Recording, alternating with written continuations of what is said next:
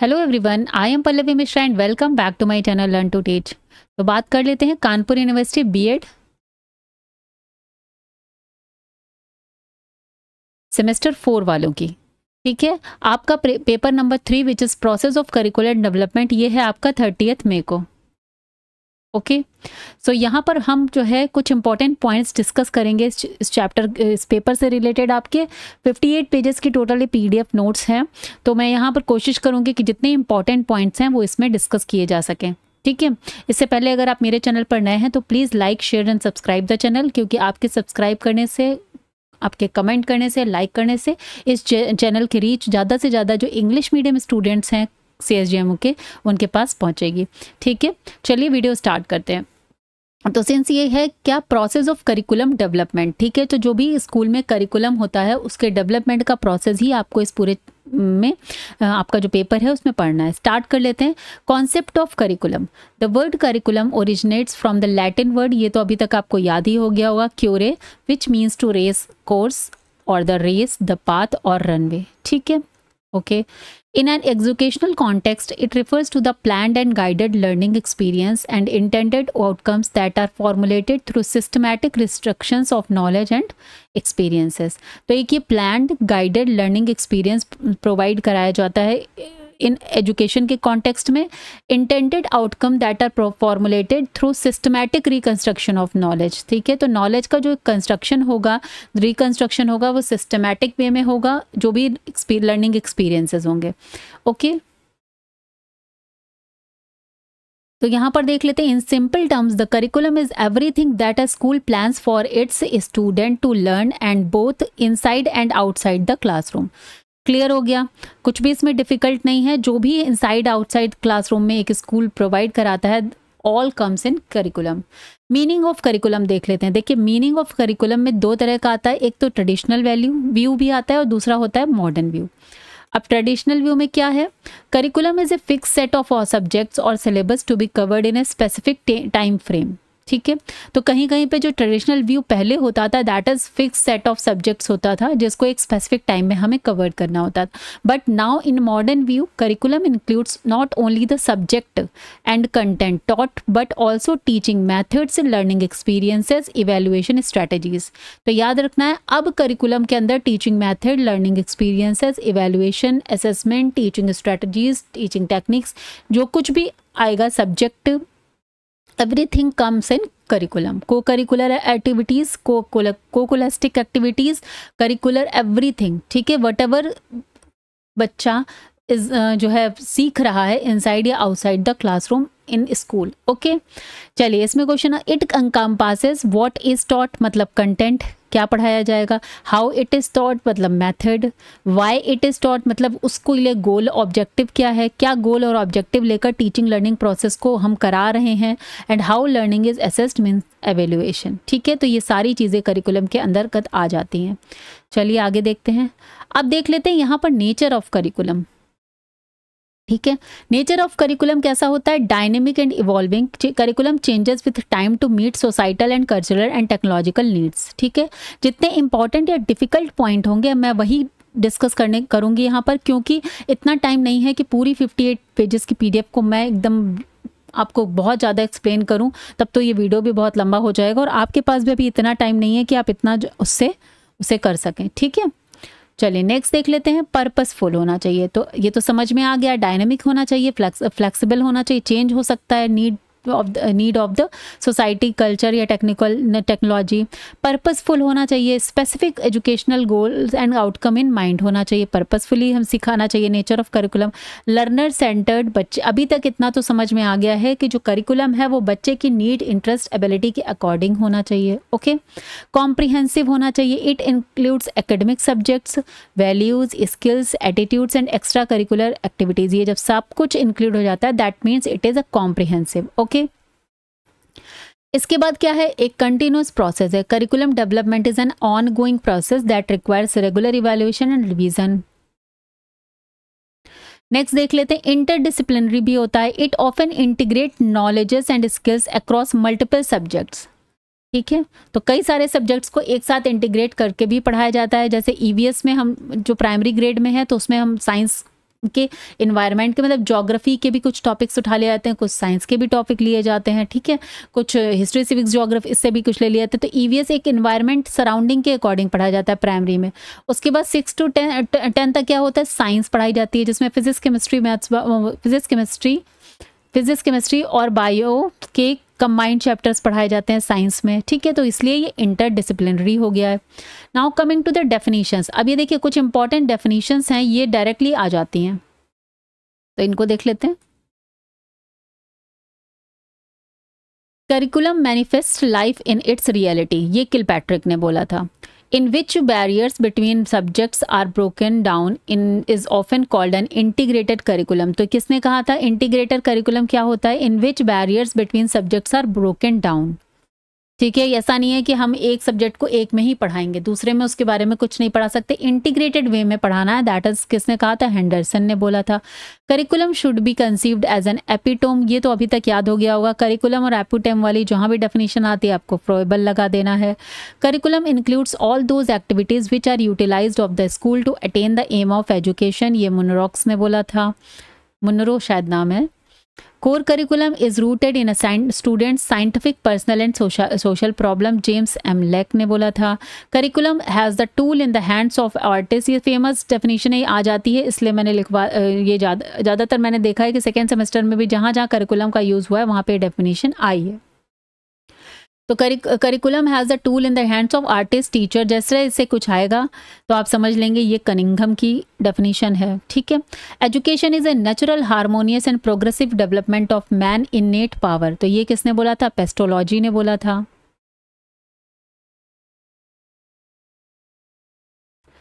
In the analysis with great majority, the textbook is a potent determinant of how the will teach, ठीक है। ये किसकी definition है, HR Douglas की, ये भी किसी उसमें आई होगी, that is why I have included it hair.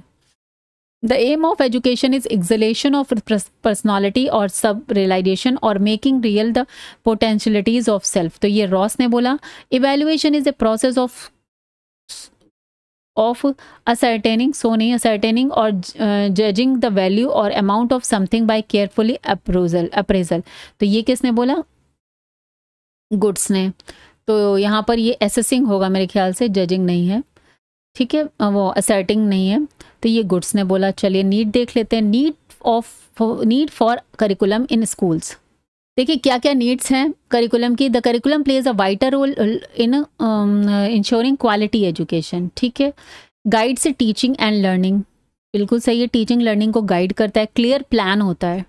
Ensures uniformity, हर बच्चे के लिए एक यूनिफॉर्म एजुकेशन को हम लेकर चलते हैं, ठीक है, जिससे हम सबको एक इक्वल अपॉर्चुनिटी और इक्वली प्रोवाइड करा सके। Ensures all student receives a consistent education regardless of school और टीचर, ठीक है। सेट लर्निंग गोल्स, एक लर्निंग गोल्स होते हैं।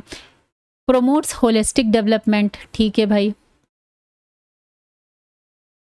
Next prepares students for life, ठीक है। Evaluates performance and encourages innovation, तो ये सारे पॉइंट समझ में आ गए होंगे, इनको ब्रीफ में डिस्कस करने, ज़्यादा एक्सप्लेन नहीं करूँगी बिकॉज फिर जानते हैं आपकी एग्जाम का टाइम है, मैं चाहती हूँ शॉर्ट में आपका रिवीजन हो जाए एक बार। अब देखिए यहाँ पर क्या है, features of a good curriculum. Good curriculum के फीचर्स क्या होते हैं, इस पे भी क्वेश्चन बन जाता है, तो इसको भी समझ लेते हैं। कैसा होना चाहिए, फ्लेक्सिबल होना चाहिए। डिस्क्रिप्शन भी देख लेते हैं। Can adapt to change in society, technology, learner needs, okay, nothing is difficult. Learner centred होना चाहिए, focus on student needs, interest, needs, learning styles. Balanced होना चाहिए, cover a wide range of knowledge, skills and attitudes. Integrated होना चाहिए, connect learning across subjects and real life experiences, okay. Relevant होना चाहिए, aligns with learners lives and societal needs. Relevant कैसा होना चाहिए, जो हमारी लर्नर की लाइफ है और जो सोसाइटी की नीड्स हैं, दोनों के बीच में एक मीनिंगफुल इन्फॉर्मेशन होनी चाहिए। डेवलपमेंटली अप्रोप्रिएट, मतलब matches the age, ability, development stage of student. भाई जिस स्टेज का बच्चा है उसको आप उसी स्टेज की नॉलेज देंगे ना, तो वो एक डेवलपमेंट अप्रोप्रिएट होना चाहिए। आउटकम बेस्ड होना चाहिए। क्लियरली स्टेट लर्निंग ऑब्जेक्टिव और एक्सपेक्टेड रिजल्ट जो है वो क्लियरली जो है उस करिकुलम में डिफाइन होने चाहिए। और इंक्लूसिव होना चाहिए, reflects diversity and support all type of learners, ठीक है। तो ये सारी चीज़ें हमारा हो गया क्या, एक गुड करिकुलम की फीचर्स हो गए। चलिए आगे बढ़ते हैं।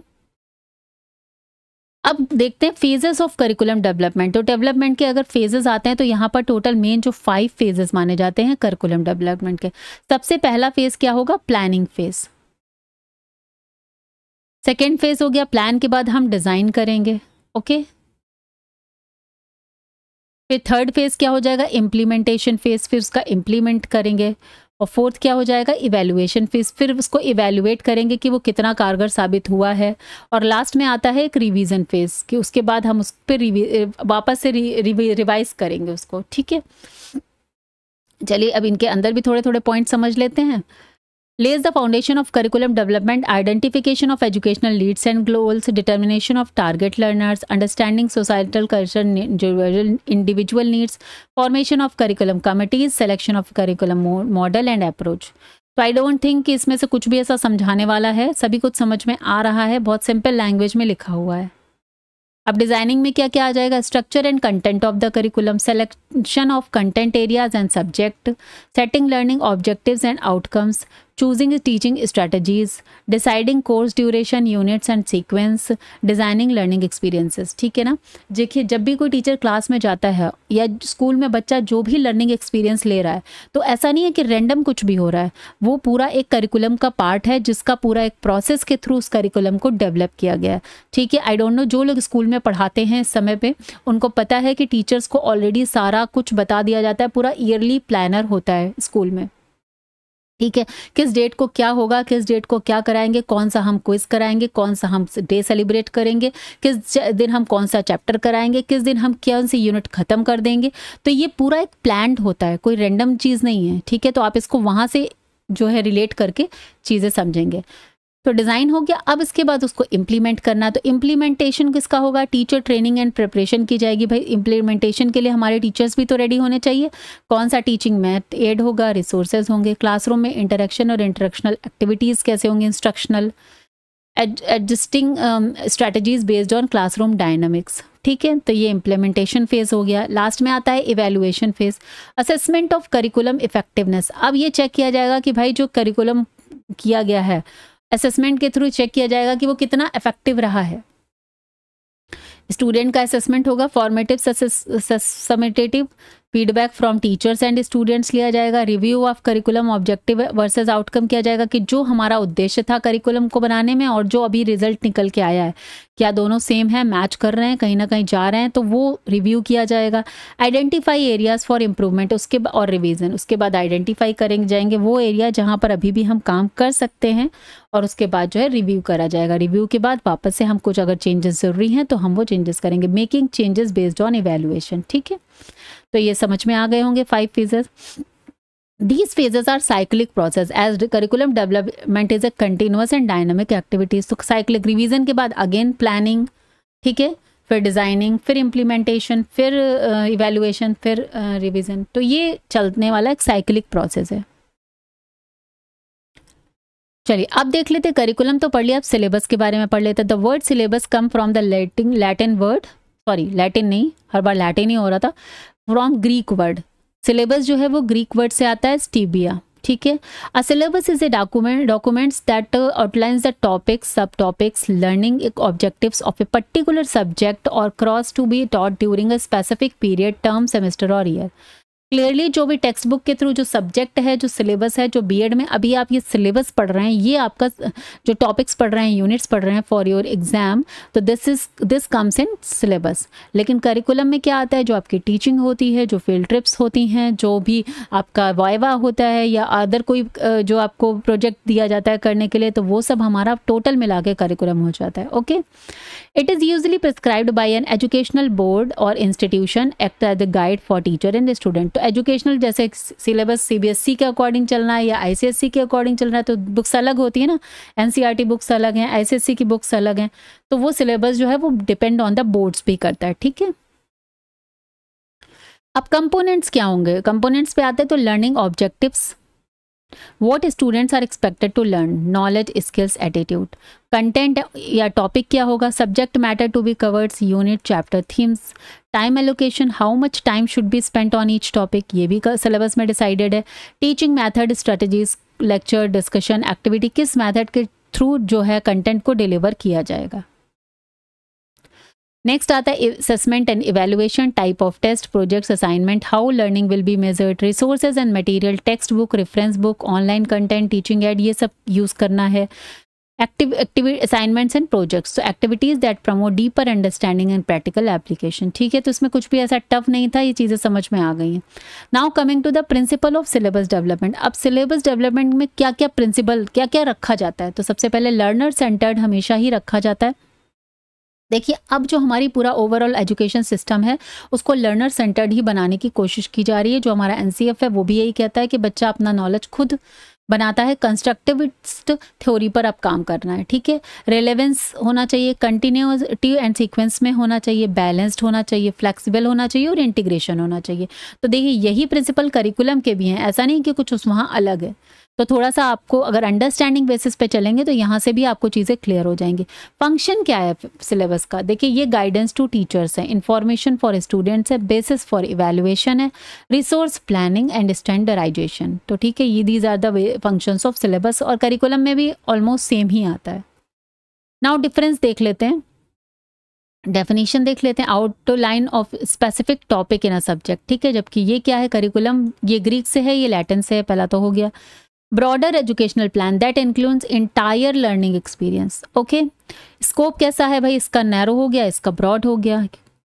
Prescribed bye exams, board, teachers, institution, जबकि ये क्या है, एजुकेशनल अथॉरिटीज एंड मिनिस्ट्रीज। ठीक है, तो जैसे एक जो है एनईपी 2020 में एक हमारा पूरा करिकुलम का फ्रेमवर्क तैयार हुआ है। ठीक है, जैसे एनसीएफ नेशनल करिकुलम फ्रेमवर्क तैयार हो गया कि इंडिया में एजुकेशनल इंस्टीट्यूट्स में ये चीज़ें करी जाएंगी, इस तरीके से करिकुलम बनाया जाएगा। उसके बाद अब ऐसा थोड़ी ना है कि हर बोर्ड में वही चीज़ें पढ़ाई जा रही, नहीं, सीबीएसई का अलग सिस्टम है, आईसीएसई का अलग है, इंटरनेशनल बोर्ड का अलग है, लेकिन जो करिकुलम में एक्टिविटीज़, को करिकुलर और होलिस्टिक, ये सब जो एक्सपीरियंस है ये हर किसी में कॉमन ही आएगा। ठीक है, भले सब्जेक्ट अंदर के अलग अलग होंगे। तो जो सिलेबस है वो एग्जाम बोर्ड के अकॉर्डिंग होता है, लेकिन जो करिकुलम ओवरऑल है वो एजुकेशनल अथॉरिटीज और मिनिस्ट्रीज ही तय करती हैं। ठीक है, I hope it is clear. Time period के बारे में देखते हैं, ये यूजुअली फॉर अ टर्म और एकेडमिक ईयर होता है ये, लेकिन ये कंप्लीट स्टेज, प्राइमरी, सेकेंडरी, इस तरीके से, जैसे प्राइमरी का करिकुलम क्या होगा, सेकेंडरी का क्या होगा, हायर एजुकेशन का क्या होगा। ठीक है, उसके बारे में बात करता है। ये इंक्लूड क्या करता है, topic, units, assessment and test, और ये क्या करता है, करिकुलम में ऑब्जेक्टिव्स आता है, कंटेंट, टीचिंग मेथड्स, इवैल्यूएशन और एक्टिविटीज़ आती हैं। ओके, नेचर कैसा होता है, ये practical guide for classroom teaching. Okay, और ये theoretical and philosophical basis of education. Clear हो गया, आई थिंक इसमें कुछ भी ऐसा डिफिकल्ट नहीं है, इतना ध्यान से पढ़ेंगे तो ऐसा रीजनिंग के क्वेश्चन आपको करने में ईजी होगा। Syllabus is generally a unidimensional document. It merely represents the content for subject matters. ठीक है, जबकि curriculum is a three-dimensional because it takes the account the needs of the student, content of different subject and instructional methodology. तो ये 3-dimensional हो जाता है। ठीक है, जबकि ये syllabus unidimensional। चलिए आ जाते हैं, अब देख लेते हैं types of curriculum. The term curriculum does not refer only the text book, ये हम कर चुके हैं। आइए अब आ जाते हैं। सबसे पहले ऑफिशियल या prescribed curriculum, also called written और फॉर्मल करिकुलम। ठीक है, जैसे curriculum officially design and approved by educational authorities, NCERT, SCERT, ये जो बोर्ड्स हैं। ठीक है, तो इसको हम लोग ऑफिशियल या प्रिस्क्राइब्ड करिकुलम बोलते हैं।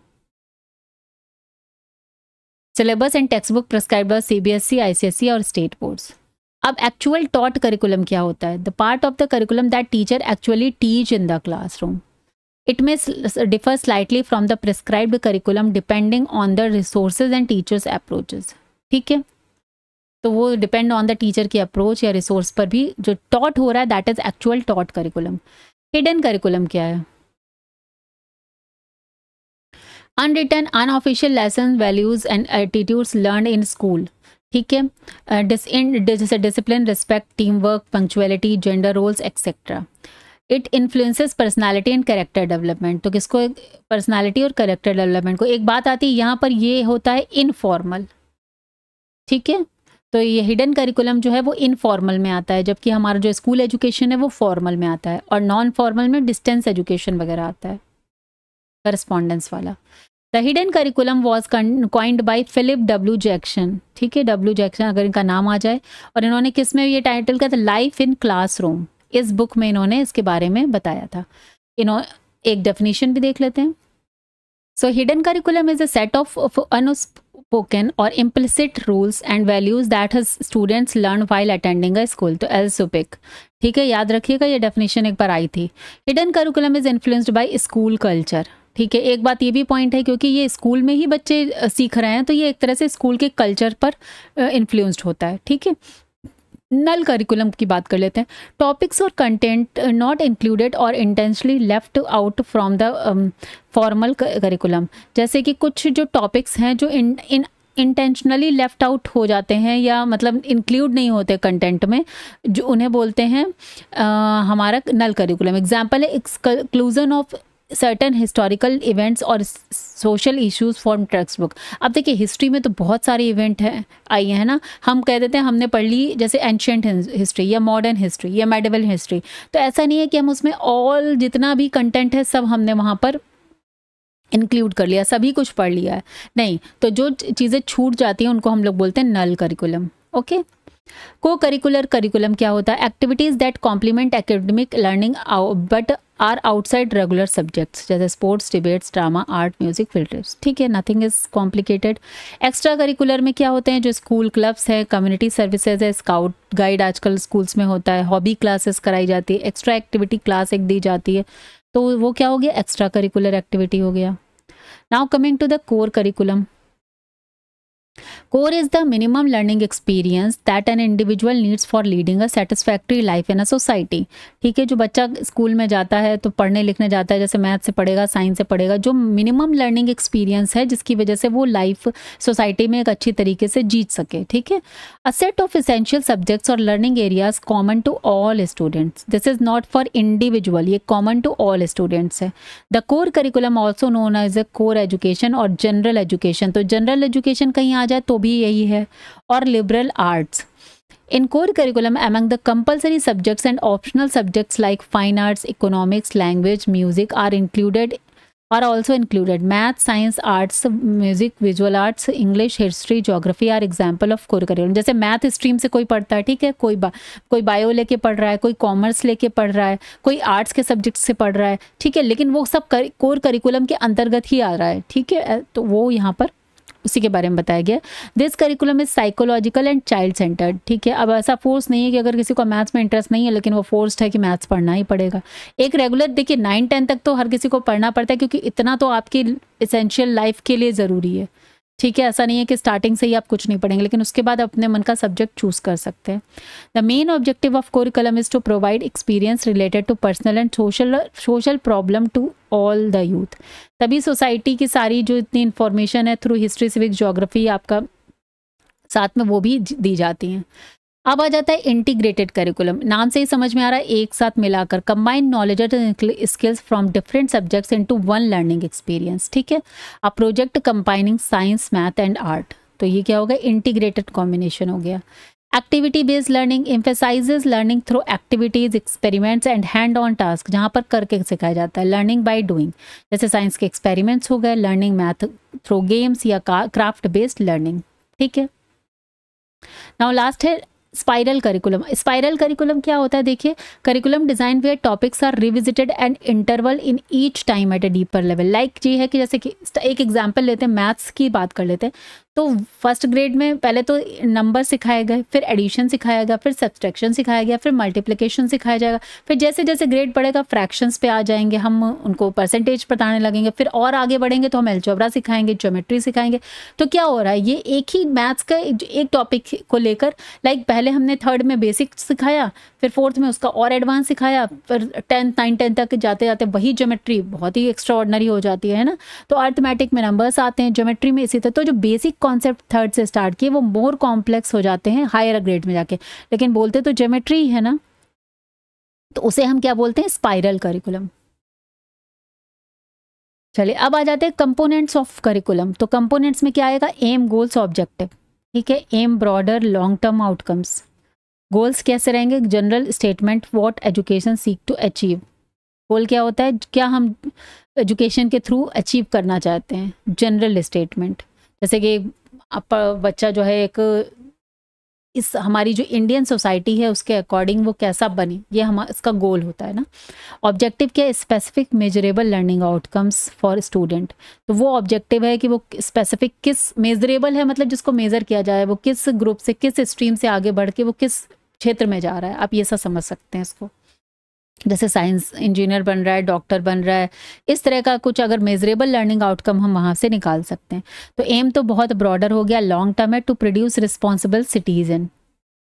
ठीक है, गोल हमारा क्या हो गया? What education seeks to achieve. ठीक है, यहाँ पर रिस्पॉन्सिबल सिटीजन हो गया, यहाँ पर बाकी सारी जितनी क्वालिटीज़ हैं एज ए ह्यूमन बीइंग वो हमारा पर एक गोल है फॉर द सोसाइटी। एंड उसके बाद ऑब्जेक्टिव जो किस फील्ड में कैसे जाएगा, इसको आप इस तरीके से समझ सकते हैं।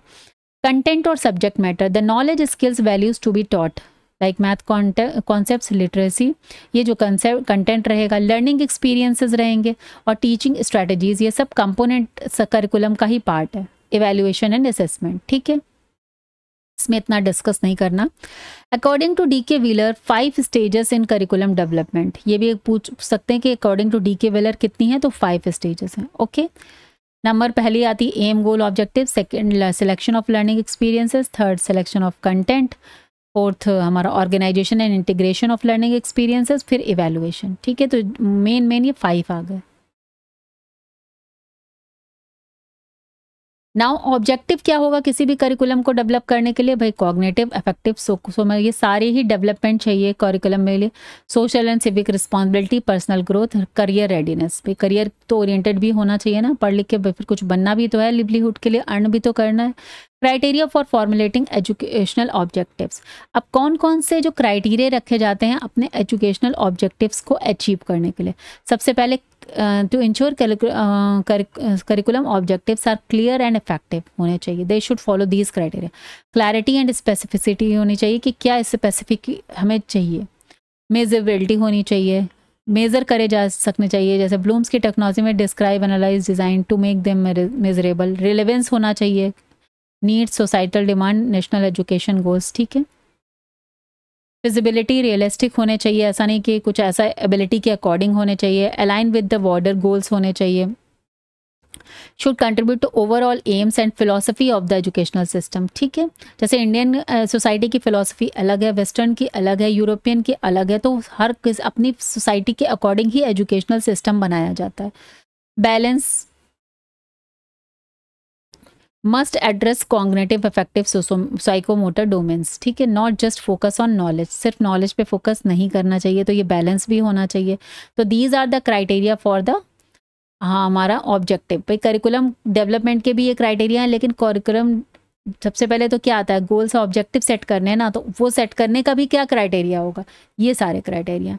According to criteria proposed by Wheeler, the education objective should be meaningful from the 5 views.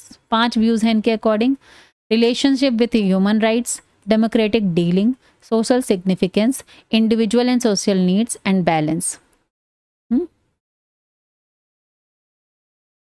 Now coming to the, हमने उसकी बात कर ली, अब नेक्स्ट क्या आता है हमारा? कंटेंट क्या होता है? Content define the purpose and what the curriculum to be act upon and what to derive at. ठीक है, तो हमने पहले अभी एम आता था, अब हमारा करिकुलम आ जाएगा। It is a special function of the curriculum to select and arrange content so that the desired curriculum aim goals. तो कंटेंट हम उसी के अकॉर्डिंग चुनते हैं जो हमारा एम, गोल और ऑब्जेक्टिव होता है करिकुलम को लेकर, उसी के बेसिस पर हम कंटेंट चुनते हैं। तो अब कंटेंट के लिए क्राइटेरिया क्या होना चाहिए? कंटेंट कैसा होना चाहिए? Self sufficiency, validity, लर्नेबिलिटी, interest, feasibility, utility and significance. ठीक है, तो दीज आर द, मतलब एकदम जनरल बेसिस पर ये सारे क्राइटेरिया होते हैं, या आप अपने लॉजिकल थिंकिंग से भी समझ सकते हैं। नेक्स्ट आता है अब selection of content. Selection of content में 3 लेवल से, फर्स्ट लेवल पे किया जाता है deal with the selection concept related to the subject area. Second level पे क्या आ जाए? दोज बेसिक फैक्ट्स की concept are selected which is particular from the pattern of subject knowledge in collaboration with other statement and concept. ठीक है, third level क्या हो गया? Is the most specialise at this stage the student has to deal with the related basic text concept as well as curricular objectives. ठीक है, तो ये 3 criteria रखे जाएंगे। फर्स्ट लेवल पे हमने क्या किया कि कॉन्सेप्ट सेलेक्ट किया जो सब्जेक्ट एरिया है, ठीक है, उससे सिलेक्शन कॉन्सेप्ट किया। कंटेंट को सेलेक्ट करने के क्या, सेकेंड लेवल पे हम क्या करेंगे? फिर जो उसके बेसिक फैक्ट हैं की कॉन्सेप्ट हैं उस पर्टिकुलर सब्जेक्ट की नॉलेज को अटेन करने के लिए, उसको उठाया जाएगा। फिर थर्ड नंबर पे मोस्ट स्पेशलाइज, और जो स्पेशलाइजेशन पर जाना है उस सब्जेक्ट को लेकर, जिस पे जो है स्टूडेंट को डील करना है या उसके पर्टिकुलर उस कंटेंट के बारे में उसको पता होना चाहिए। ठीक है, तो ये 3 फेजेस में सिलेक्शन ऑफ कंटेंट होगा। फिर आता है हमारा लर्निंग एक्सपीरियंसेस। लर्निंग एक्सपीरियंसेस तो पता ही है, जो भी इंटरेक्शन होता है लर्नर और उसकी external condition in the environment in which he can react. तो इन्वायरमेंट वो टीचिंग लर्निंग जो इन्वायरमेंट है प्लस लर्नर और टीचर का जो इंटरेक्शन है। ठीक है, अब टाइप्स ऑफ लर्निंग एक्सपीरियंसेस में क्या आता है, पहली बात तो यहाँ पर देखते हैं, एक स्ट्रक्चर्ड लर्निंग है। ठीक है, learning that is planned, organized, follow a fixed syllabus और time table, it is guided by teacher और करिकुलम। तो ये क्या है, एक स्ट्रक्चर्ड लर्निंग है, follows set of structure, direct teacher directed, often classroom based. तो क्लासरूम बेस्ड लर्निंग को हम लोग स्ट्रक्चर्ड लर्निंग बोलेंगे, जैसे math class following the CBSE syllabus. ठीक है, अनस्ट्रक्चर्ड लर्निंग क्या है, learning that happens spontaneously without a fixed syllabus, plan or teacher guidance. It is informal, often led by the learner's interest. ठीक है, तो बच्चा स्कूल में खाली पढ़ाई तो सीख कर नहीं आता ना, बाकी सारी चीज़ें भी सीख लेता है। No fix schedule, learner driven मतलब बच्चे की इच्छा पर सीख लेता है वो। A child learning to play cricket by watching others. ठीक है, दूसरों को देखकर बच्चे बैडमिंटन क्रिकेट ये सब सीख जाते हैं, या फिर exploring YouTube to learn about planets. तो ये क्या है, अनस्ट्रक्चर्ड लर्निंग है। एक्सपेरिमेंटल लर्निंग क्या हो गई, learning through direct experiences, practical involvement rather only theory. जो भी एक्टिविटीज के थ्रू बच्चा सीखता है उसे हम लोग बोलेंगे एक्सपेरिमेंटल लर्निंग। कोलैबोरेटिव लर्निंग क्या हो गई, learning that happens with group activities where students work together to solve problems and complete task. तो ये हो गई हमारी जैसे पीयर इंटरेक्शन में, ग्रुप डिस्कशन में, टीम वर्क में। क्योंकि आज स्कूल में भी अब जो आपको कोई एक्टिविटी दे दी जाती है तो 4 स्टूडेंट 5 स्टूडेंट के ग्रुप बना के दे दिया जाता है। देखिए जैसे group projects in class, group discussion और डिबेट। ठीक है, फिर इंडिपेंडेंट लर्निंग क्या होती है, learning done individually without much help from teachers और peers. Self study, responsibility on learner, develop self discipline. Okay, I don't think इसमें कोई प्रॉब्लम है। अब क्राइटेरिया इसके लिए क्या होगा, अगर लर्निंग एक्सपीरियंस हमें सेलेक्ट करना है तो उसका भी तो क्राइटेरिया क्या है, वैलिडिटी। वैलिडिटी हर जगह एक ही मतलब है, आप इसका मतलब समझ लीजिए। Validity means appropriateness and correctness of the learning experience. ठीक है, ये समझ लीजिए इसका मतलब, अप्रोप्रिएट होना चाहिए वो, correctness of learning means if the objective is to develop communication skill then group discussion is a valid learning experience. ठीक है, नॉट साइलेंट रीडिंग। अगर हमको कम्युनिकेशन स्किल को डेवलप करना है तो वहाँ पर ग्रुप डिस्कशन कराना पड़ेगा ना। ऐसा तो नहीं बोलेंगे ना कि आप चुपचाप एक बुक ले लीजिए और उसको पढ़ते रहिए तो आपकी कम्युनिकेशन स्किल अच्छी हो जाएगी। तो क्या है, वैलिडिटी यहाँ पर ये है।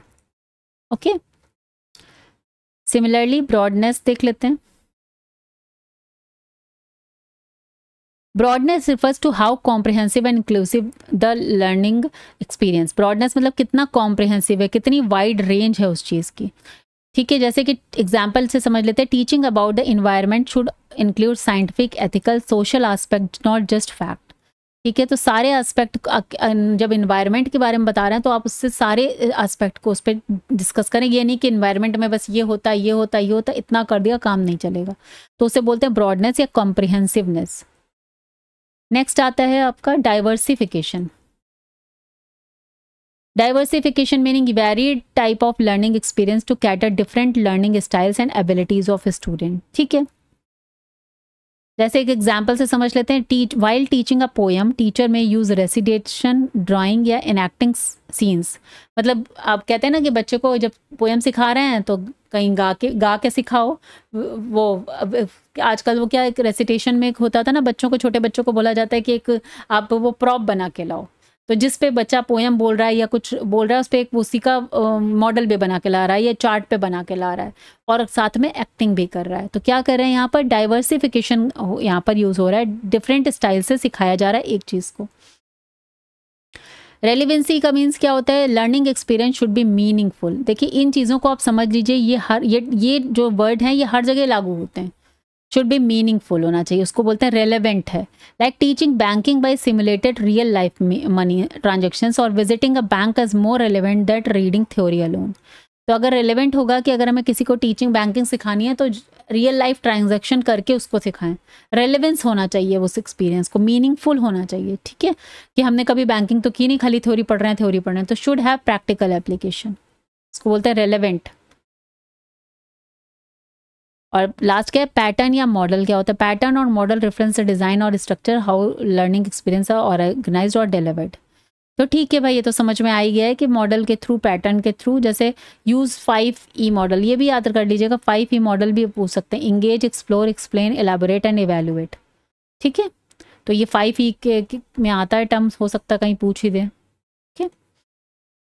चलिए नेक्स्ट लिख लेते हैं। अब इवैल्यूएटिंग सिस्टम पे बात कर लेते हैं। देखिए इवैल्यूएशन होता क्या है? The main step of teaching process is teaching objective. भाई जो हम टीचिंग के लिए गोल बना के चलें, लक्ष्य बना के चलें, जो हमारा स्पेसिफिक उद्देश्य है, ठीक है, वो सबसे मेन स्टेप है, ठीक है, क्योंकि सबसे पहले हम ऑब्जेक्टिव ही तय करते हैं ना। आप अपनी लाइफ में भी अगर कोई कुछ अचीव करना चाहते हैं तो सबसे पहले वो आपका ऑब्जेक्टिव हो जाता है ना, फिर उसके रिगार्डिंग हम काम करते हैं।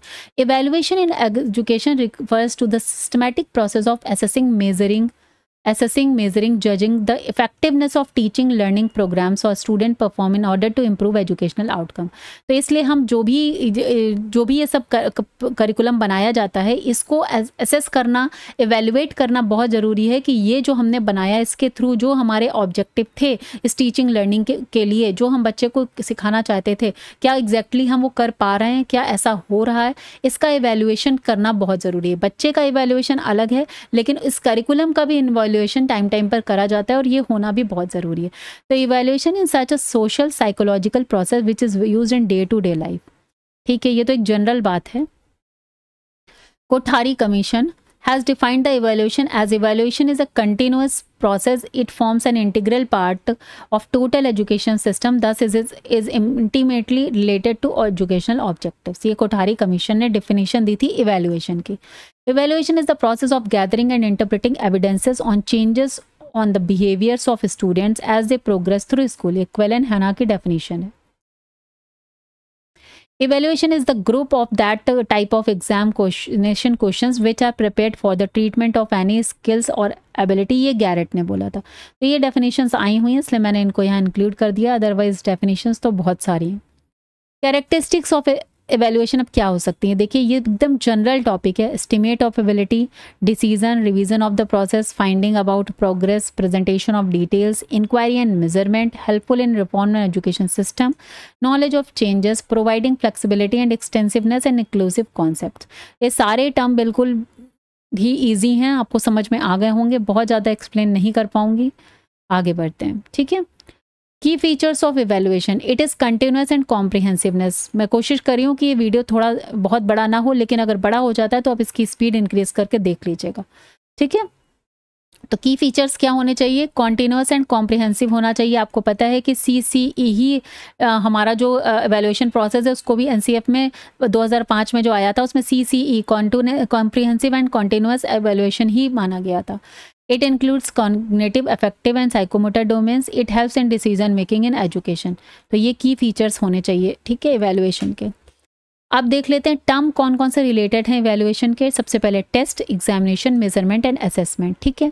Test is a tool to find out the knowledge of understanding and aptitude of the student. Credit of the formation of test goes to ये सर फ्रांसिस गाल्टन को टेस्ट का जो फॉर्मेशन है उसका क्रेडिट जाता है, ठीक है।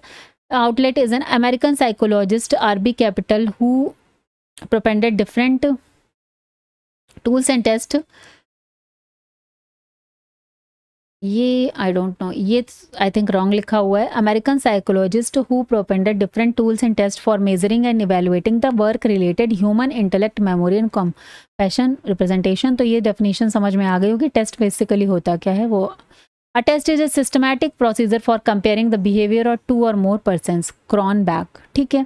अब characteristics of a good test ये देख लेते हैं। Two types of characteristics are found in test, technical characteristics and practical characteristics, ठीक है। तो टेक्निकल कैरेक्टरिस्टिक्स में क्या आती है? Validity, reliability, objectivity, practicability, simplicity and scoring and standardization. जबकि प्रैक्टिकल में क्या आता है? Comprehensiveness, permissiveness, economical, easiness and acceptability. तो ये आप देख लीजिएगा, थोड़ा सा टेक्निकलिटी और प्रैक्टिकल टर्म में कहीं अगर पूछ दिया तो आपके दिमाग में चीज़ें होनी चाहिए, ठीक है। Examination is any process for testing the ability of for achievement of student in any area. तो एग्जाम क्या होता है? किसी भी एरिया में जो अचीवमेंट है उसको टेस्ट करने के लिए, ठीक है। एग्जामिनेशन कितने तरह के हैं भाई? ओरल है, रिटन है, प्रैक्टिकल है, तो पता ही है आपको। रिटन कितने तरह के होते हैं? एक तो ट्रेडिशनल एसे टाइप, दूसरा न्यू जो आजकल चला है ऑब्जेक्टिव टाइप, है ना। अब बीएड में भी आपके सेमेस्टर्स में इसी तरह से होने लगे। ऐसे टाइप में क्या होते थे? लॉन्ग, शॉर्ट, वेरी शॉर्ट, ठीक है। जबकि हमारे ऑब्जेक्टिव में क्या होते हैं? ऑब्जेक्टिव में दो तरह से होते हैं, एक तो टीचर मेड, दूसरे स्टैंडर्डाइज टेस्ट, ठीक है। अब इसके आगे इसका भी आगे का है जो आगे शायद देखने को मिलेगा आपको, ठीक है। उसके बाद types of objective test, recall type होते हैं और रिकॉग्निशन टाइप होते हैं। ये क्वेश्चन आता भी है कि टाइप्स ऑफ ऑब्जेक्टिव टेस्ट कैसे होते हैं? Recall type and recognition type, ठीक है। रिकॉल टाइप भी दो तरह के हैं, simple recall and completion recall. जबकि रिकॉग्निशन टाइप में matching, multiple choice, alternate options का मतलब यस और नो और एनालॉजी टाइप के आते हैं, ठीक है। तो ये याद रखना है टाइप ऑफ ऑब्जेक्टिव टेस्ट वाला। तो इसको अचीवमेंट टेस्ट भी बोलते हैं, ठीक है, अचीवमेंट टेस्ट। चलो, एक हॉर्समैन ने फर्स्ट टाइप ऑब्जेक्टिव टेस्ट को डेवलप किया था, ये भी याद रखिएगा, 1845 में अगर आ जाता है तो। Objective test is usually based on alternate response, multiple choice, matching, completion type questions is scored by means of a key of correct answers, any answers disagreeing with the key being regarded as wrong। तो ये CV good की definition है, ठीक है।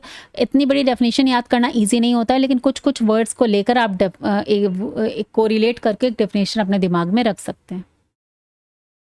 अब आ जाते हैं मेजरमेंट में। Measurement is a process to estimate the development of a student in different aspect of learning. It does not evolve with value determination, ठीक है। तो यहाँ पर क्या होता है? मेजरमेंट में जो है वो एस्टिमेट करते हैं डेवलपमेंट किस किस लेवल पे कैसे हो रही है, ठीक है। ये टॉपिक आपका सेकेंड सेमेस्टर में भी था। सबसे पहले एलिमेंट क्या होते हैं मेजरमेंट के? ऑब्जेक्टिव्स, क्योंकि ये क्वालिटेटिव होता है। बेसिकली हम कह सकते हैं कि ये ना क्वालिटेटिव है, क्वालिटेटिव टेस्ट है, ठीक है। और जो इससे पहले हमने किया ये वाला जो ये एग्जामिनेशन था, ये क्वांटिटेटिव था, ठीक है। यहाँ पर हम बोल सकते हैं ये क्वांटिटेटिव है। और जो हमारा इवैल्यूएशन होता है वो क्वालिटेटिव प्लस क्वांटिटेटिव, ठीक है, दोनों होता है। तो क्वेश्चन भी आ जाता है कि इवैल्यूएशन कैसा है? वो क्वालिटेटिव और क्वांटिटेटिव दोनों आता है, जिसमें नंबर्स मिलते हैं। वो क्वांटिटेटिव आता है जिसमें ये objective type, achievement test, standardise test और टीचर मेड टेस्ट। जैसे यहाँ पर अचीवमेंट टेस्ट आता है, टीचर मेड और स्टैंडर्डाइज टेस्ट। और इसके अलावा इधर ये कितना है? क्वांटिटेटिव है। लेकिन मेजरमेंट वाला जो पोर्शन है वो क्वालिटेटिव टेस्ट में आता है, ठीक है, जिसमें टूल्स में क्या क्या होता है? क्विजेस, चेकलिस्ट, रूबिक्स, सर्वेज, ठीक है, scales, nominal, ordinal, interval, ratio scales, ठीक है। इसके बाद क्राइटेरिया एंड स्टैंडर्ड में जैसे 70% का क्राइटेरिया लगा दिया, स्कोर्स न्यूमेरिकल वैल्यू में लगा दिया, ठीक है। ये इतना इंपॉर्टेंट नहीं, आगे बढ़ते हैं। Functions of measurement in education. तो देखिए इसमें डायग्नोसिस आएगा, प्लेसमेंट आएगा, मॉनिटरिंग प्रोग्रेस आएगा, इवैल्यूएशन आएगा, फीडबैक आएगा, करिकुलम इंप्रूवमेंट आएगा, पॉलिसी एंड डिसीजन मेकिंग आएगा। तो ये सारी चीज़ें तो कॉमन ही हैं, किसी भी असेसमेंट में होती हैं।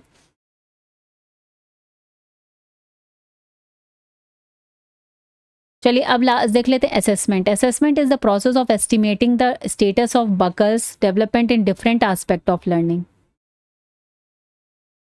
Need for curriculum development to ensure relevance, to improve teaching learning, to meet students' need, to assess learning outcomes, to identify learning gaps, या overlaps, guide policy planning, improve curriculum materials, to promote accountability, to foster innovation and to respond to feedback from stakeholders. तो देखिए ये सारी चीज़ें बिल्कुल common हैं कि अगर करिकुलम का इवेल्युएशन के लिए ज़रूरत क्या है भाई, इन सारी चीज़ों के लिए करिकुलम को इवेल्युएट करने की ज़रूरत है। ठीक है, तो इसमें ऐसा कुछ भी डिफ़िकल्ट नहीं है। अब आ जाते हैं कि इवैल्यूएशन होता किस तरीके से। देखिए जो आपने इवैल्यूएशन उस समय पढ़ा होगा अपने सेमेस्टर 2 में, वही इवैल्यूएशन है और करिकुलम के लिए भी वही इवैल्यूएशन की बात यहाँ करी गई। 5 स्ट्रेटजीज, एक तो प्री इम्प्लीमेंटेशन इवैल्यूएशन या माइक्रो लेवल, और दूसरा फिर criteria, norms, formative, summative evaluation. ठीक है, तो ये नाम आपने पहले भी सुने होंगे। यही करिकुलम के इवैल्यूएशन में भी के लिए भी यही 5 स्ट्रेटजीज होती हैं। ओके, अब आपको ये चीज़ें पता होनी चाहिए। प्री इम्प्लीमेंटेशन एवेल्युएशन क्या होगा? जो evaluation that takes place before a curriculum programme is implemented, उससे पहले भी एक बार किया जाएगा। ठीक है, जैसे कि एक एग्जांपल ले लेते हैं। Before introducing a national education policy, government conduct nation wide consultation with teachers, students and parents. ठीक है, तो एक ऐसा सर्वे पहले किया गया था कि हम ये चेंज करने जा रहे हैं। अब क्राइटेरिया रेफरेंस टेस्ट क्या होता है, ये हमने पहले भी बात करी है, जल्दी से समझ लेते हैं। लाइक अगर जो है कोई बच्चा 10th ग्रेड में से दे रहा है, एग्जाम्पल से ही समझ लेते हैं, तो एक क्राइटेरिया है कि 33% अगर आ गया तो वो पास माना जाएगा। ठीक है, तो ये इन्हीं टेस्ट को हम बोलते हैं क्राइटेरिया रेफरेंस टेस्ट, जहाँ पर एक क्राइटेरिया सेट, जैसे सीटेट में अगर आपने जनरल कैटेगरी ने 90 लिया तो वो पास हो गया, तो ये इसका क्राइटेरिया है, तो इसे क्राइटेरिया रेफरेंस टेस्ट बोलते हैं। नॉर्म रेफरेंस टेस्ट का मतलब होता है जहाँ पर नॉर्म्स होता है, जैसे कि टॉप 10% को कुछ किसी जॉब में सिलेक्शन है तो टॉप 10% वाले को सिलेक्ट किया जाएगा। जैसे जेई जो का एग्ज़ाम का रिजल्ट आता है, जो इंटरेस्ट होता है, तो उसमें 99 परसेंटाइल या कुछ परसेंटाइल सेलेक्ट है जहाँ पर IITs मिलेगा, है ना, तो वो एक नॉर्म है। देखिए फॉर्मेटिव इवैल्यूएशन क्या होता है, ये फीडबैक के लिए टाइम टू टाइम टीचर देता है, जो बीच बीच में देता है, लर्निंग गैप्स को पता करता है। तो क्या होता है, जो बीच बीच में जो स्कूल्स में आजकल क्या होता है कि लास्ट में ऐसा नहीं है कि टर्म 1 हुआ, टर्म 2 हुआ, जैसे 3rd मंथ ये पहले हम लोग के उसमें होता था ना हाफ ईयरली, अब क्या होता है 2 यूनिट टेस्ट हो रहे हैं और टर्म 1 और टर्म 2 हो रहा है। इसके अलावा भी बीच में class test, quizzes, assignment, portfolio projects, ये सारी चीज़ें बच्चों से कराई जाती हैं ये यहाँ पर। ठीक है, तो इनके थ्रू टाइम पर बच्चे का फॉर्मेटिव असेसमेंट होते रहते हैं, तो उसे बोलते हैं फॉर्मेटिव इवैल्यूएशन। ठीक है,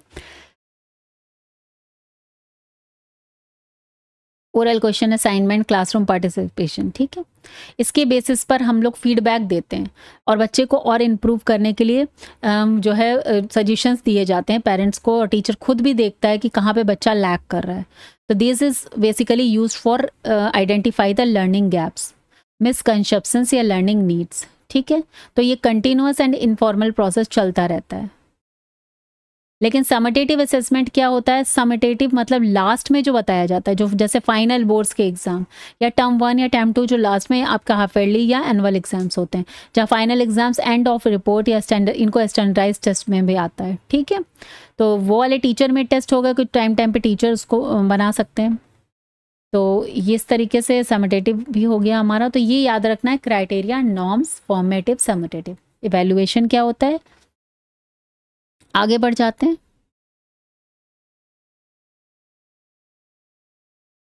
Reconstruction and retesting of curriculum.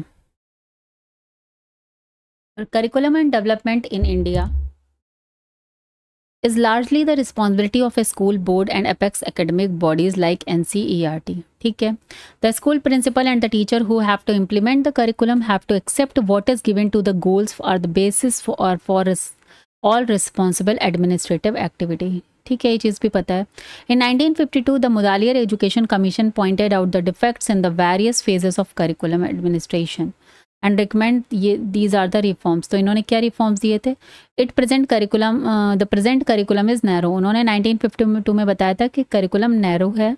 It lacks vocational and useful subjects by which we can fulfill our livelihood. Theoretical and bookish knowledge ज़्यादा है. Important to the examination system. तो ये इन्होंने 4 पॉइंट बताए थे। ठीक है, इसके अलावा मुदालियर कमीशन ने टोटल 9 प्रिंसिपल्स बताए थे करिकुलम डेवलपमेंट के लिए। ठीक है, तो अगर आ जाता है तो याद रखिएगा 9 प्रिंसिपल्स बताए थे इन्होंने करिकुलम डेवलपमेंट के, मुदालियर कमीशन ने। चलिए आगे देख लेते हैं कोठारी कमीशन के बारे में। 1964-68 Kothari commission had made some observations on the school curriculum which are as follows. Curriculum places of premium on bookish knowledge, इन्होंने भी बताया था कि बुकिश नॉलेज रोड लर्निंग पर था। उस समय का जो 1964-66 का करिकुलम था उसकी बात उन्होंने की थी। It make an adequate provision for article activities and experiences dominated by examination, internal and external. Thus, is urgent to need the raise, upgrade or improve the school curriculum. ठीक है। The curriculum framework 1999 visualized describing following essential. किन्होंने क्या किया? Professional support for curriculum development, professional support for teacher education system. तो 99 में curriculum framework जो आया था उसमें उन्होंने प्रोफेशनल सपोर्ट करिकुलम डेवलपमेंट की बात की और टीचर एजुकेशन की बात करी। Integration of information and communication technologies into school, ठीक है। और constitutional and organisational reforms instruments of intervention, तो कॉन्स्टिट्यूशन बनाने की ऑर्गेनाइजेशनल रिफॉर्म की बात भी इन्होंने करी थी। ये हमारा करिकुलम फ्रेमवर्क 1999। चलिए नेक्स्ट देख लेते हैं। CCE continuous and comprehensive evaluation is followed in school in different level from 2000 test. The books are revise through NCERT। तो CCE कंटिन्यूस कॉम्प्रिहेंशन एवेल्युएशन जो है ये 2009 में जो है CBSE ने प्रपोज किया था, इंट्रोड्यूस किया था और 2010 से ये जो है रिवाइज हो गया NCERT बुक में। कंटिन्यूस का मतलब हम बता चुके हैं, कंटिन्यूसली जो है आपका लर्निंग ग्रैप्स को आइडेंटिफाई करना, मीन्स थोड़े थोड़े दिन पर बीच बीच में क्विजेस के रूप में, असाइनमेंट के रूप में जो इवैल्यूएशन होता है वो कंटिन्यूस इवैल्यूएशन चलता रहता है या असेसमेंट चलता रहता है। और कॉम्प्रिहेंसिव का मतलब होता है all aspect of student development, ठीक है, जहाँ पे कोकोलेस्टिक एंड कोकोलेस्टिक दोनों तरह की चीज़ों को असेसमेंट किया जाता है, ठीक है। CCE का पर्पस क्या था NCERT में? Holistic development, reduce stress and pressure of board exam. बच्चा हर थोड़ी देर पे उसके लर्निंग गैप्स को देखा जाएगा, छोटी छोटी चीज़ों में वो प्रिपरेशन करता रहेगा तो ओवरऑल वो अदर टर्म 1 में वो या फाइनल एग्जाम में भी वो प्रिपेयर रहेगा, ठीक है। Identify learning difficulties at regular interval and help in correlation. Emphasise learning through understanding, not rote memorisation पे को फोकस नहीं किया गया था। डायग्नोस्टिक इवैल्यूएशन करने के बाद रेमेडियल टीचिंग की बात करी थी कि बच्चा कहाँ पे उसको डिफ़िकल्टी आ रही है, जैसे आपने सुना भी है डिस्ग्राफिया, डिस्कैल्कुलिया, डिसलेक्सिया आपने से पढ़ा होगा। तो वो डायग्नोस्टिक इवैल्यूएशन करना, उसके बाद रेमेडियल टीचिंग देना उसको। इनकरेज एक्टिविटी लर्निंग और ओवरऑल पर्सनैलिटी डेवलपमेंट, ठीक है। तो मेरिट्स एंड डीमेरिट्स तो यही सारे हो गए। डीमेरिट्स पढ़ लेते हैं। Increase workload for teachers due to frequent evaluation, sometimes become subjective, teacher bias may affect grading. तो दीज आर द नॉर्मल हैं, जेन्युइन हैं, ये आप ऐसा कुछ नहीं है उसमें, ये तो जनरल टर्म्स हैं, आपको समझ में आ जाएंगे। Effective teaching refers to the process of delivering instruction in a way that leads meaningful learning, student engagement and positive academic outcome, ठीक है। ये इफेक्टिव लर्निंग की डेफिनेशन हो गई है। इफेक्टिव टीचिंग, अब इफेक्टिव टीचिंग क्या क्या इंक्लूड करती है? Helping students understand concept clearly, भाई ठीक है, using inclusive student friendly methods, integrating national education goals, critical thinking, values, life skills, और रोट मेमोराइजेशन को नहीं, क्रिटिकल थिंकिंग को या एक्टिव लर्निंग को प्रमोट करती है। तो टीचिंग जो हमारी इफेक्टिव अब इस तरह की है, जो NCF 2005 में effective teaching encourages constructivist learning where student build knowledge through interaction and exploration, ठीक है। तो इसीलिए अब एक्टिविटी पर फोकस किया था, स्टूडेंट अपने नॉलेज खुद कंस्ट्रक्ट करेंगे। कंस्ट्रक्टिविस्ट थ्योरी पर NCF 2005 आया था, ठीक है। Principle of effective teaching, principle वही चाइल्ड सेंटर अप्रोच होगी, एक्टिव पार्टिसिपेशन होगा, use of varied method in teaching होगी, feedback and assessment, motivation and encouragement, inclusivity, equity, use of teaching aid. तो ठीक है, सारे जनरल वर्ड हैं, आपको समझ में आ गए हैं। अब role of curriculum in effective teaching, role का ऑफ करिकुलम तो सबसे इंपॉर्टेंट है इफेक्टिव टीचिंग के लिए, क्योंकि यही सेट लर्निंग गोल्स, ठीक है। Define what student should learn at each level. Guide content delivery. Organizes student and topic in logical order. ठीक है।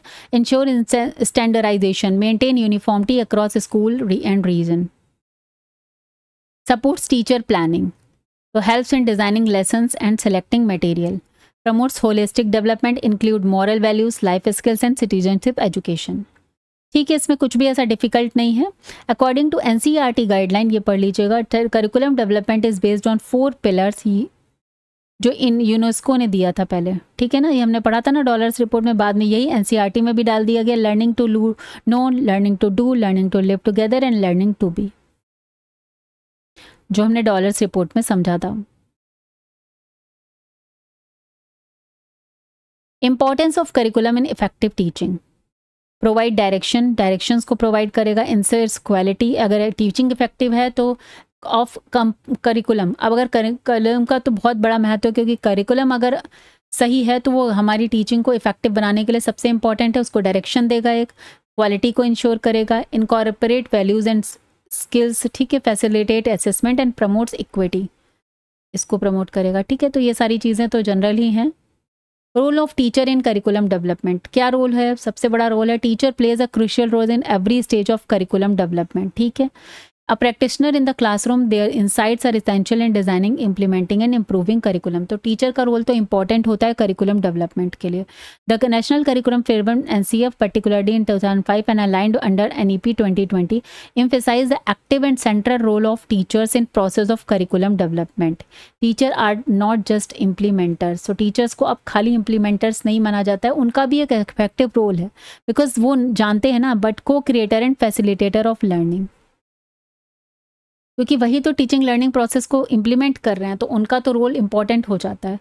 कैसे? Active participant in curriculum planning, bridge between policy and practice, curriculum implementer, curriculum evaluator, developer of learning resources and promoter of constructive learning, ठीक है। तो ये सारे role है हमारे टीचर के इन करिकुलम डेवलपमेंट। अब NCF 2005 core principle link to the teachers role, teachers का रोल क्या क्या है? Learning should be active based and contextual, ये टीचर का रोल है। प्रिंसिपल इस तरह से लिंक कर रहे हैं, ठीक है। Curriculum should connect knowledge to life outside school, जो हम पढ़ा रहे हैं वो लाइफ आउटसाइड जो स्कूल है उससे भी कहीं ना कहीं कनेक्ट होना चाहिए। Shift for rote learning to understanding, ठीक है। Curriculum must ensure equity and inclusion, ठीक है। इक्विटी का मतलब इक्वलिटी नहीं है, इक्विटी का मतलब होता है कि अगर किसी के पास कम अपॉर्चुनिटी है तो उसको थोड़ा सा, जैसे जो रिजर्वेशन है, ठीक है, रिजर्वेशन भी इसीलिए आया था कि जो लोग पीछे हैं, बैकवर्ड हैं, तो उनको आगे लेकर आया जाए, तो उनको थोड़ा एक्स्ट्रा आपने एडवांटेज दे दिया, ठीक है। तो वो इक्विटी से मतलब होता है, क्योंकि इक्वलिटी में तो अगर आपने कह दिया कि 4 बच्चे हैं, मान लीजिए कोई स्लो लर्नर है, ठीक है, अब हम सबको साथ में सिखा रहे हैं, हम कह रहे हैं इसको सबको साथ में सिखा रहे हैं, या किसी का विजन इम्पेयर नहीं सही है, किसी को हियरिंग में दिक्कत है, तो अब उन्हें कहते नहीं हम तो सबको एक साथ एक जैसे सिखाएंगे क्योंकि इक्वल अपॉर्चुनिटीज़ दे रहे हैं। बट अगर किसी को कहीं पे कुछ प्रॉब्लम है तो उसको थोड़ा सा ज़्यादा आपको सहूलियत देनी चाहिए, तो उसे बोलते हैं इक्विटी, ठीक है। तो उस केस में इक्विटी आता है, और इंक्लूजन तो है ही कि सबको एक साथ लेके चलना है। Teacher adapt method for diverse learner like including special needs, rural और अर्बन, लैंग्वेज डाइवर्सिटी, है ना। तो अगर मान लो बच्चे को लैंग्वेज में प्रॉब्लम है, ये रूरल एरिया से आया है, तो उसको फिर इक्वल अपॉर्चुनिटी के लिए थोड़ी सी सहूलियत दे देना, एडवांटेज से बोलते हैं, ठीक है। तो उस तरह से assessment should be continuous and comprehensive, ठीक है। Teacher uses formative assessment strategies, क्योंकि उसको टाइम टू टाइम उसको असेस करना है बच्चे को, रिफ्लेक्टिव फीडबैक, जो फीडबैक दे सके, लर्निंग गैप्स को पहचान सके, ठीक है।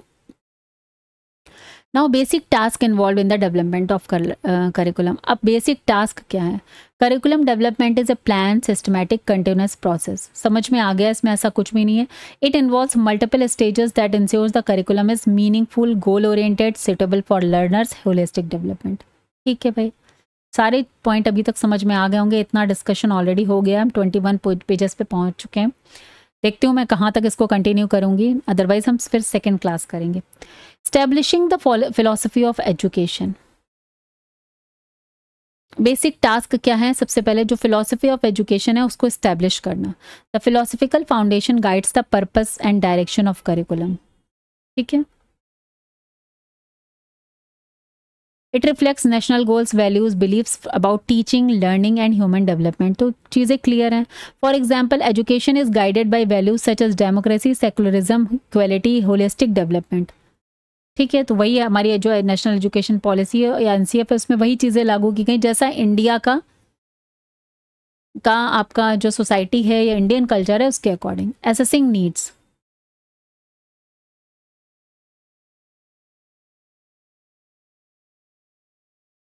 Identifying educational needs of student, society and the nation. ठीक है भाई, learner background, community context, future challenges, situational analysis, social, economic, cultural factors. ठीक है, इसमें तो कुछ भी ऐसा समझाने लायक नहीं है। Formulating goals and objectives based on needs, educational goals are set at general level. ठीक है, then specific objectives are developed for each subject और लेवल। ठीक है, objective must address the development of knowledge, skills, values, attitudes. तो ये सारी effective Motors, सारी मतलब जो डोमेन है उन पर को ध्यान में रखकर हमें गोल्स एंड ऑब्जेक्टिव्स को फॉर्मुलेट करना है या सेट करना है। उसी के अकॉर्डिंग फिर कंटेंट का सिलेक्शन होगा। ठीक है, ये सारी चीज़ें ऑलरेडी डिस्कस्ड हैं। ऑर्गेनाइजिंग द कंटेंट, उसी के अकॉर्डिंग कंटेंट ऑर्गेनाइज होगा। 4 पॉइंट याद रख लीजिएगा, continuity, sequence, integration, balance. Selection of curriculum experiences, again engage learner activity, critical thinking, creativity, learner interest. तो ये सारा को ध्यान में रखकर करिकुलम का एक्सपीरियंस या लर्निंग एक्सपीरियंस सेलेक्ट किया जाएगा। उसके बाद लास्ट आएगा evaluation, evaluate how well the curriculum is meeting its goal, कैसा कर रहा है। तो वो बेसिक टास्क में आता है ये। ठीक है, फॉर्मेटिव या समेटिव।